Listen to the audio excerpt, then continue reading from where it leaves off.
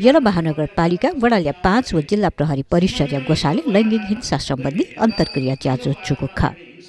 अन्तर्क्रिया च्याजोले यला महानगरपालिका उपप्रमुख मञ्जली साक्य बज्राचार्य, जिल्ला प्रहरी परिषद ललितपुरिया एसएसपी शेखर खनाल, वडाल्या 5 अध्यक्ष विकासमान श्रेष्ठ लगायत लैङ्गिक हिंसा न्यूनीकरण यागो लागि स्थानीय तह प्रहरी व मेमेगु सरकारवाला निकाय भूमिका यतकया थथगु धारणा तयादिगु ख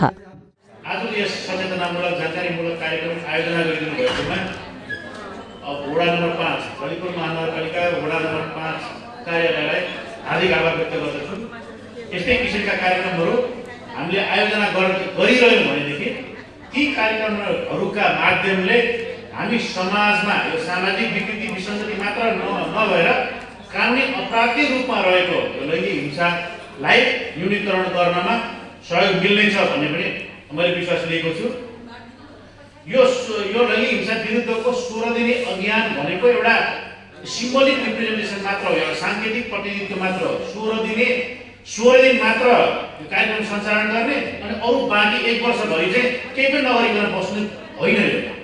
यो हामीले 16 दिन मात्र होइन, यो 365 दिन नै यो कार्यक्रम सञ्चालन गर्नुपर्छ, अनि मात्र यो लैङ्गिक हिंसा विरुद्धको अभियानले सार्थकता पाउँछ भन्ने लाग्छ मलाई।